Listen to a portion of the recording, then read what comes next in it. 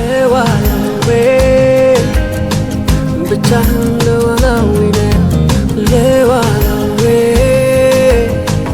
እግዚአብሔር ለዋላዊነ ለዋላዌ ኢያሱ ምዕራፍ 10 ቁጥር 12 ጀምሮ እንዲህ ይላል። ኢያሱ ምዕራፍ 10 ቁጥር 12 እግዚአብሔርን በእስራኤል ልጆች እጅ አሞራውያንን አሳልፎ በሰጠ ቀን ኢያሱ እግዚአብሔርን ተናገረ። በእስራኤልም ፊት እንዲህ አለ፣ በገባዖን ላይ ፀሐይ ትቁም፣ በኤሎንም ሸለቆ ጨረቃ። ሕዝቡም ጠላቶቻቸውን እስኪበቀሉ ድረስ ፀሐይ ቆመ፣ ጨረቃም ዘገየ። እግዚአብሔር ይመስገን። ኢያሱ በእግዚአብሔር ፊት ምን ብሎ ጮኸ? ምን ብሎ ተናገረ? በገባዖን ላይ ፀሐይ፣ በኤሎንም ሸለቆ ጨረቃ። ለምን? ሕዝቡ ጠላቶቻቸውን እስኪበቀሉ ድረስ። አሜን። እግዚአብሔር ይባርካችሁ። እኔም ዛሬ ሰብካለሁ፣ አስተምራለሁ፣ ወደ እግዚአብሔር እጸልያለሁ። ይሄ ሕዝብ በእግዚአብሔር ፊት ጉዞ የጀመረ ሕዝብ ነው። በብዙ ሰልፍ ውስጥ ያለ ሕዝብ ነው። እዚህ ካላችሁ እግዚአብሔር ሰዎች፣ ይህም መልእክት በሚሰሙ ሰዎች ለእነሱ ሁሉ ጸልያለን። የሚሰሙ ሰዎች ይኖራሉ በዚህ ቤታቸው። እስኪ ከጀመራችሁ ሄዳችሁበት ካለ ነገር ፀሐይ አትጥለቁ። በማንም ላይ ፀሐይ አይግባ፣ ጠላቶቻችሁን እስክትበቀሉ ድረስ። አንድ ጊዜ እንጸልያለን። ጠላቶቻችሁን እያንዳንዳችሁ ጠላት አለባችሁ። እያንዳንዳችን ጠላት አለ። የሚዋጋን ነገር አለ። የሚገዳደርም ነገር አለ። ከፊታችሁ የሚቆም ነገር አለ። እግዚአብሔር ግን ታላቅ አምላክ ነው። ኃያል አምላክ ነው። ገናና አምላክ ነው። የሻለ አምላክ ነው። ሁሉን ቻይ አምላክ ነው። የተአምራት አምላክ ነው። የነገሥታት ንጉሥ ነው። የጌቶች ጌታ ነው። የአማልክት ሁሉ አምላክ ነው። በኢያሱ ዘመን የሠራ አምላክ ዛሬም መስራት የሚችል አምላክ ነው። ዛሬም ድንቅን ማድረግ የሚችል አምላክ ነው። ዛሬም ታላቅ አምላክ ነው። በማንም ላይ ፀሐይ አይግባ። በማንም ላይ ፀሐይ አይጥለቅበት። በማንም ላይ አይምሽበት። በማንም ላይ ፀሐይ አይጥለቅ። በማንም ላይ ፀሐይ አይጥለቅበት። ሕዝቡ ጠላቶቹን እስኪበቀል ድረስ። እስኪ አንድ ጊዜ ትፈቅዱልኛላችሁ? አጠገባችሁ ያለውን ሰው ያዛጉና አንዳችሁ ለአንዳችሁ ጸልዩ። ወንድሜ ፀሐይ አትጥለቅበት። እህቴ ፀሐይ አትግባ።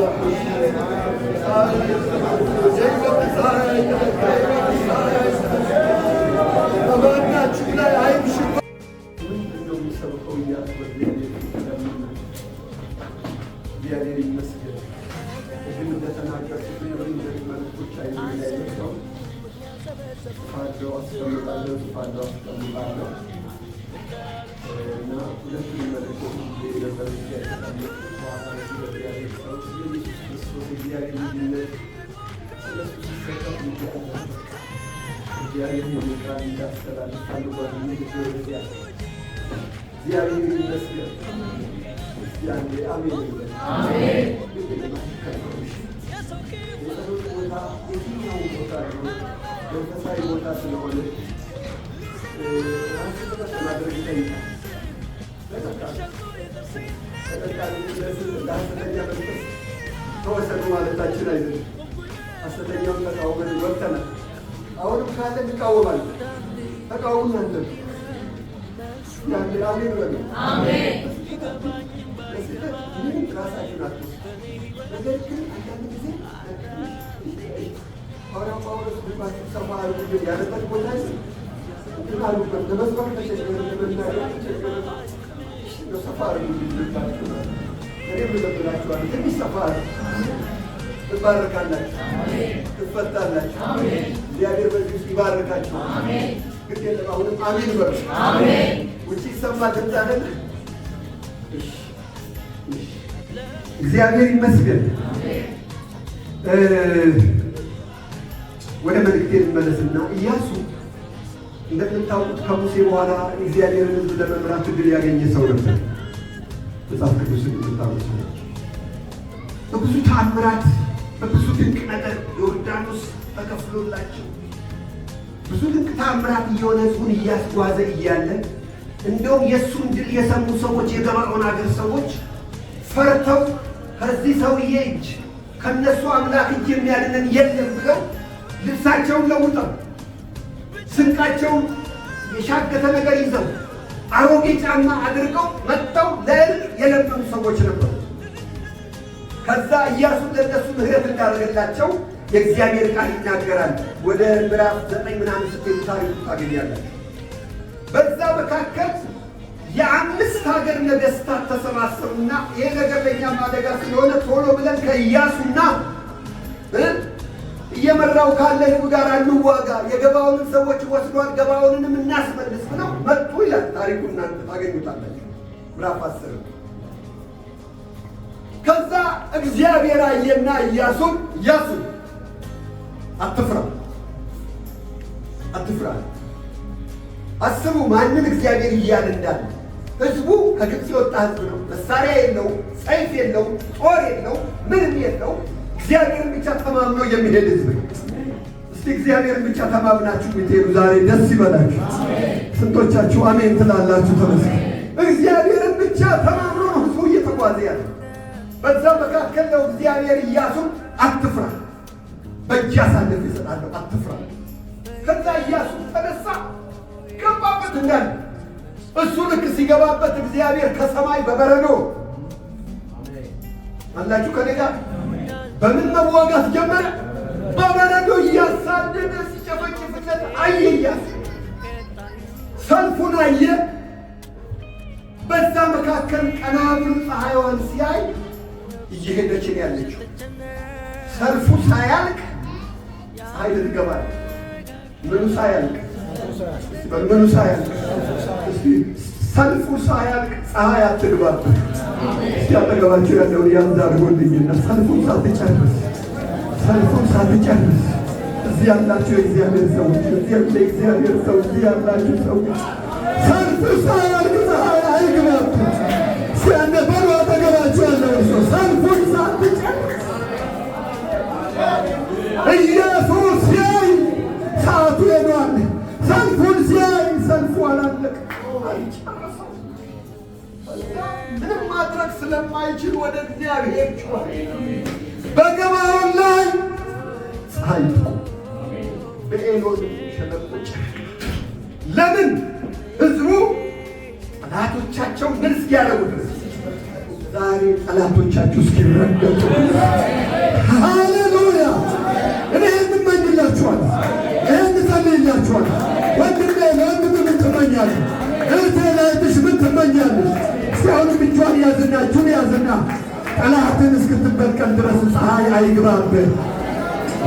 አትሙት ማለት ነው። በሌላ አማርኛ ወደ መቃብር አትውረድ፣ ወደ መቃብር አትውረድ። ሃሌሉያ!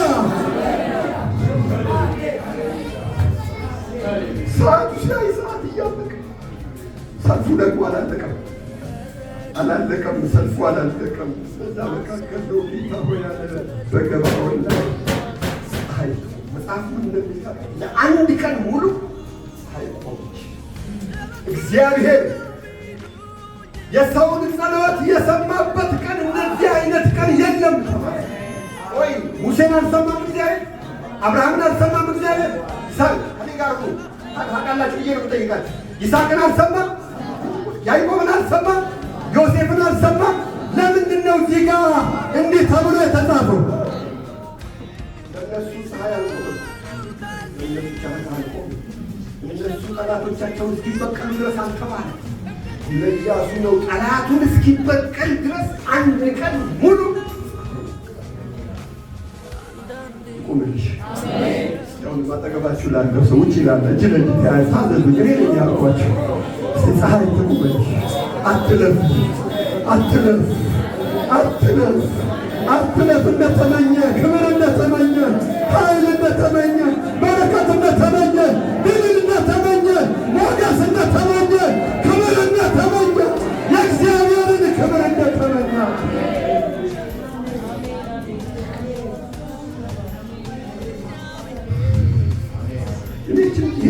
ይበቃኛል። ተናግሬ ነው። ሃሌሉያ። መጽሐፍ ቅዱስ ላይ አንድ የገረመኝ ጥቅስ ያው አዲስ ኢየሩሳሌም የሚሆን ነው፣ ግን ኢሳይያስ ምዕራፍ 60 ቁጥር 20 ላይ አትጠልቅም የሚል ቃል ፀሐይሽ ምን አትሆንም አትጠልቅም። ቁጥር 20 ላይ ኢሳይያስ 60 ቁጥር 20 ላይ ምን አይነት ፀሐይ ናት የማትጠልቅ ፀሐይ? ምን አይነት ፀሐይ? በቃ ጨለማ የለም ማለት ነው አባባል። ግን እኔ ምን ቃል በጣም ስለገረመኝ እዚህ ጋር አምጥቼ ቀጥቼዋለሁ። ፀሐይሽ አትጠልቅም ይላል ብዬ ስል የት ቦታ ነው ፀሐይ የማትጠልቀው እንዳትሉ፣ ድሮ አንዳንድ ሀገሮች ፀሐያቸው አይጠልቅም ይባል ነበር። እንደዛ የተባሉት አገሩን ሁሉ ወረው ስለያዙ ማለት ነው። እዚህም እንግሊዝ ነው፣ እዛም እንግሊዝ ነው፣ እዛም እንግሊዝ ነው። በእንግሊዝ ምድር ላይ ፀሐይ ምን አትሆንም አትጠልቅም። እንደሱ አይደለም ብዬ ትንሽ ልባችሁ ሰፋ ይበል። እግዚአብሔር ይባርካችሁ። ስለ ፀሐይ ስናስብ በዚህ በተፈጥሮ ዑደት ራሱ የሚወጣው ፀሐይ ራሱ ስናስብ ሰዎች ፀሐይ ሲወጣ ነጋ ይላሉ። ፀሐይ ሲጠልቅ ደግሞ መሽ አይባልም ይባላል። ፀሐይ ሲወጣ ነጋ ይባላል። ፀሐይ ስትጠልቅ ደግሞ መሸ ይባላል። ፀሐይ ስትወጣ ሰዎች ሁሉ ከተኙበት ይነሳሉ። ተነስተው ተስፋ ወዳደረጉት ነገር ይሄዳሉ፣ ይበረታሉ። አቅማቸው ሁሉ ይታደሳል። ምን ስለወጣች? ፀሐይ ስለወጣ። ፀሐይ ደግሞ ስትጠልቅ መሸሸጊያ ይፈልጋሉ፣ መሸሻ ይፈልጋሉ። ቤታቸውን ያስባሉ፣ ፈጣሪያቸውን ያስባሉ፣ የመጨረሻ ማረፊያቸውን ስፍራ ያስባሉ። ወጣው ወደዛ ለመሄድ ይችላል። በተፈጥሮ ውደት እንዲህ ወደ መንፈሳዊም ነገር ስንመጣ እግዚአብሔር ይመስገን ለሰው ፀሐይ ስትወጣ ሰው ሁሉ ይበረታል። መንፈስ ሁሉ ይበረታል፣ ጸጋ ሁሉ ይበረታል፣ ኃይሉ ይበረታል፣ ይበረታል፣ በሁሉ ነገር ይበረታል። መንፈሳዊ ፀሐይ ደግሞ እያሽቆለቆለችበት ስትሄድ ጸሎቱም ያቅተዋል፣ ምስጋናም ያቅተዋል፣ ሁሉ ነገር ያቅተዋል። በቃ ልክ እንደ ኤልያስ እኔ ከአባቶቼ አልበልጥምና ውሰደኝ ማለት ጀምር። እግዚአብሔር ፀሐይዋን ካቆመ የ40 ዓመት ድካም በአንድ ቀን ይመለሳል። ያጠገባችሁ ያለውን ያዛርጉና አይዞህ የዘመናት ድካም፣ አይዞሽ የዘመናት ድካም። ሃሌሉያ ሃሌሉያ ሃሌሉያ። ማነው ከኔ ጋር ሃሌሉያ የሚል? ሃሌሉያ። የዘመናት ድካም እግዚአብሔር ፀሐይዋን ካቆመ 5 ነገሥታትን በአንድ ጊዜ ፉት እግዚአብሔር ያቆም። አሜን። ተጠገባችሁ ያለው ያዛርግና እግዚአብሔር ያቆም። ተመኙለት፣ መልካም ነገር ተመኙለት። አይዞህ በአንድ ቀን እግዚአብሔር ባርኮ ባርኮ ባርኮ ባርኮ ባርኮ ባርኮ በነፍሳት ባርኮ በምርኮ ባርኮ በበረከት ባርኮ በኃይል ባርኮ በጸጋ ባርኮ በድል ባርኮ ሸክላ ሰሪ በሕይወቴ ሸክላ ሰሪ